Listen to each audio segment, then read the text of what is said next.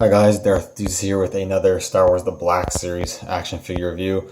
I got my hands on a couple of those 50th Lucasfilm anniversary comic book figures. Hasbro's doing this wave of 4 figures that are all characters based from comic books in the Legends continuity.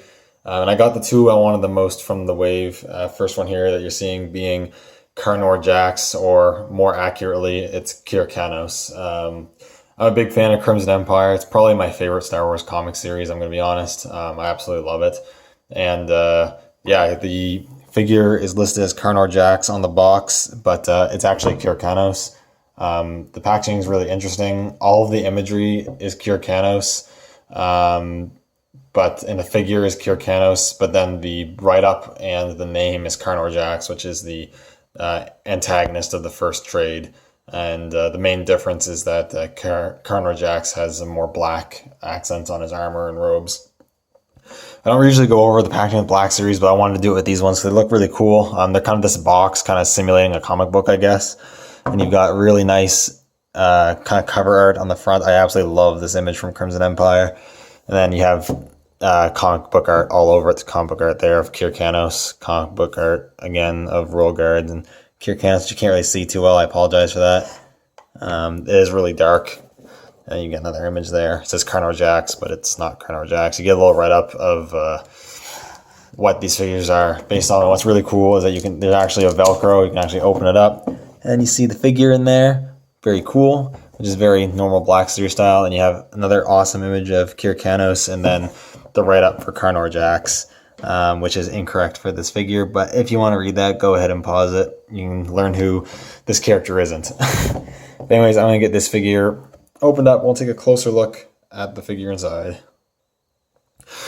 Alright, now we got Kir Kanos out of the packaging, and this is a really cool figure. It is 95% reuse of the Emperor's Royal Guard from a few years ago.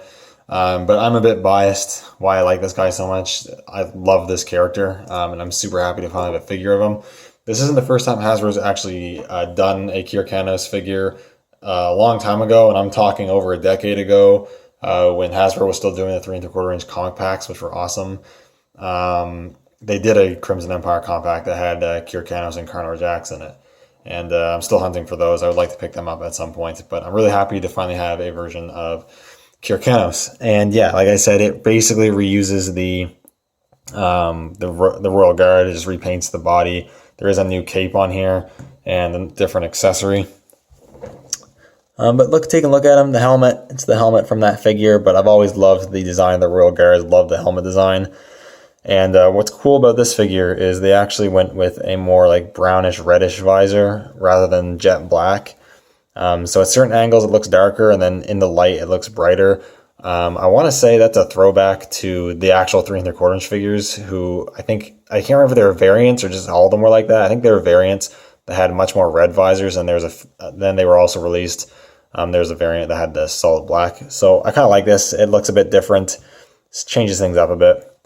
And on the rest, you've got the armor. It's a very bright red.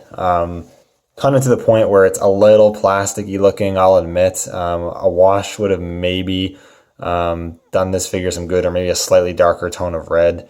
But I still like it. I kind of like him being clean, if I'm being honest. But you got the shoulder pads, and the torso armor looks really good. He does have more black accents on the bodysuits than the normal Royal Guard. One thing that is inaccurate for Kir Kanos is because they reused the Royal Guard body, they also reused the arms that are just sleeves because that's how they are in the movies. But in the comic books, Kir Kanos and Carnor Jax both, they have armored forearms.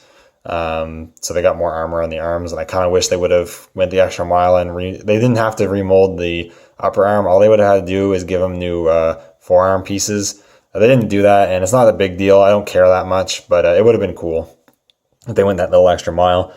You got the belt, you got the groin armor piece, and you got the pouches, you got the holster there for the little pistol, which we'll show off in a second, the butt flap, and then the legs. I like how the straps of the shin armor is a different color red from the red boot leg things underneath. So yeah, I like the different color separation. You've got this more matte, darker red for the clothes, you got the black that breaks up it, and then you got the brighter red, glossier red for the armor.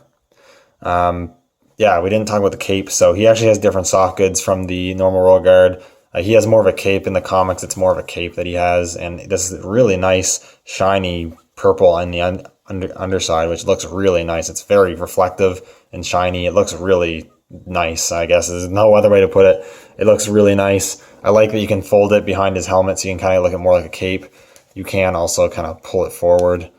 You can kind of get it draping over his shoulders a little more, and you can kind of get closer to that normal royal guard look, but not exactly because it doesn't go all the way over. But I like that a lot. That looks really cool. Let's push it back over, get it out of the way. Articulation wise, the head is fairly limited because of the helmet.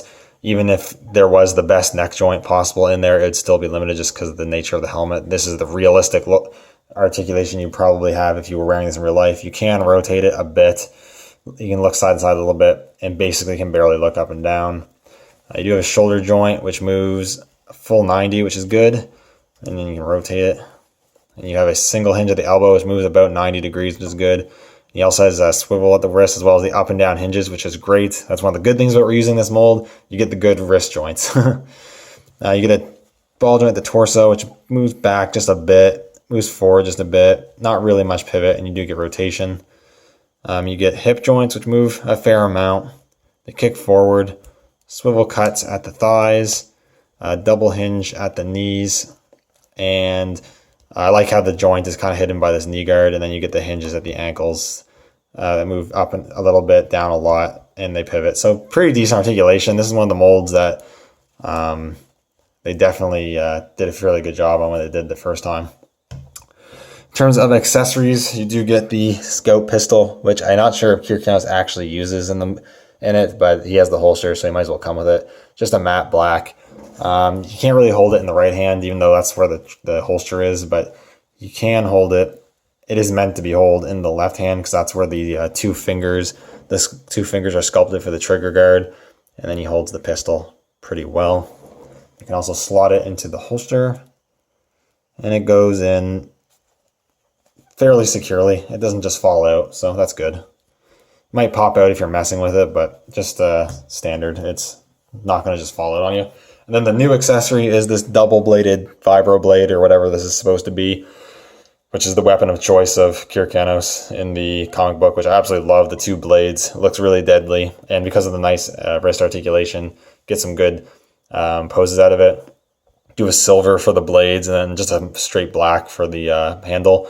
It would have been cool if you could remove the blades, because in the comic, the blades actually retracted into the hilt, kind of like a lightsaber, honestly. Unfortunately, can't do that, but at the end of the day, that's not a huge deal because he's never not being displayed with the double-bladed sword. So you can put that in his hand. Holds on to it fairly well, and you can get some pretty cool poses out of it. I'm not going to go crazy right now, but yeah, looks good. I like it. And then pretty much all I got left to talk about is the comparison real quick with the normal or standard Royal Guard. So there's the standard Royal Guard, and these guys look pretty cool together. You can tell a bit on camera that Kir Kanos is definitely a much brighter red.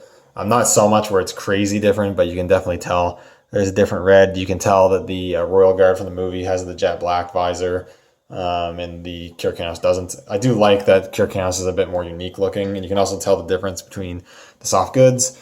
Let me see if I can pull that back. Oh, actually, no, looking at it, the armor underneath for the Royal Guard, it was also pretty bright, but it was kind of a deeper red, where Kir Kanos is almost going for a orangish red. It's still red, but kind of hues more to orange, where the Royal Guard here goes more to a deeper red, I guess. But yeah, you can definitely see. I was a super huge fan when they did this with the normal Royal Guards for that little throwback, and it doesn't surprise me at the end of the day. It's pretty cool that I wasn't sure if we ever were going to get specifically Kir Kanos, but it's pretty awesome that we eventually did. But it was a stupid easy figure for Hasbro to make, and I think they'd be pretty dumb not to make Carnor Jax for real this time. It'd be super easy. You just need to basically repaint some bits on him black, and there you go. But yeah, there they are. They look great, and I do like this figure a lot. Is it a must-have figure? No, it's not a must-have figure. If you're not like super into the Royal Guards, you don't really have attachment to Crimson Empire, then it's a pretty easy pass figure. But if you like Royal Guards, and especially if you're a Crimson Empire fan, I would 100% recommend picking this guy up. He is a really cool. Anyways, thank you guys so much for watching. Like, comment, subscribe, all that good stuff. Check out my Instagram, link down in the description below, where I post toy-related photos and posts pretty much every day. Again, thank you guys for watching, and I'll see you all in the next one.